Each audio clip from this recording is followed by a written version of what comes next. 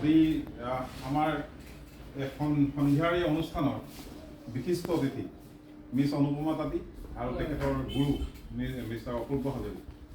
আজি আমি যিটো কাৰণত বহিছোঁ সেইটো আচলতে এটা খুব এটা ডাঙৰ ঘটনা আমাৰ দেৰগাঁও উপগ্ৰহ শাখা তথা বৃহত্তৰ গোলাঘাট ভাৰতীয় জীৱন বীমা নিগম বৃহত্তৰ গোলাঘাট শাখাৰ বাবে যে আজি এটা ঐতিহাসিক দিন। আজিৰ দিনটো অনুপমা তাঁতীয়ে ছমাহ তেখেতৰ এজেঞ্চি ছমাহ নৌহতি 200 পলিচি সম্পূৰ্ণ কৰি এটা ডাঙৰ এটা ঐতিহাসিক এটা ডাঙৰ কি বুলি কয় উল্লেখযোগ্য দিন। আমাৰ ক'বলৈ গ'লে এটা ৰেড লেটাৰ ডে, এটা আমাৰ বাবে দেৰগাঁও এছৰ বাবে এটা নজিৰবিহীন তেখেতে সুন্দৰ এটা পৰিঘটনাৰ সৃষ্টি কৰিছে।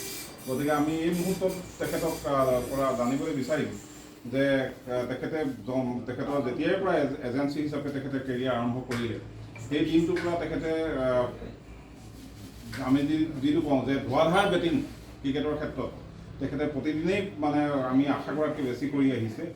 আজি একচুৱেলি আমি আজি ভাবিছিলোঁ যে 7 তাৰিখে আমি দেৰগাঁও উপগ্ৰহ শাখাৰ টাৰ্গেট কৰিম। প্ৰথমতে আমি তেনেকৈ ভাবিছিলোঁ, কিন্তু পৰিৱৰ্তিত পৰিস্থিতি যিহেতু আজি আমাৰ উন্নয়ন বিষয়াসকলৰ এখন সভা আছিল, গতিকে আমি এই তাৰিখটো 8 তাৰিখলৈকে পিছুৱাই দিছোঁ। কিন্তু আজিৰ তাৰিখত অনুপমা তাঁতীক আমি কৈছিলোঁ যে তুমি 7 তাৰিখে 10টা পলিচি দিব পাৰিবা নেকি? 3 দিনৰ আগৰ কথা সেয়া। তো অনুপমা তাঁতীয়ে মোক আজি আচৰিত কৰি সেই 10টা পলিচি ঠাইত তেওঁ 31টা পলিচি লৈ আহিলে, যিটো আমি এটা এপ্লজ দিও আমি আচলতে তাতকৈ বহুত বেছি তাতকৈ ডাঙৰ কাম তেওঁ কৰিছে। আমি যিমান শলাগ ল'লেও সেইটো কম হ'ব। আৰু তাৰ কাৰণে আমাৰ ডাইনামিক ডেভেলপমেণ্ট অফিচাৰ অপূৰ্ব হাজৰিকাৰ নিঃসন্দেহে বহুত অৰিহণা আছে।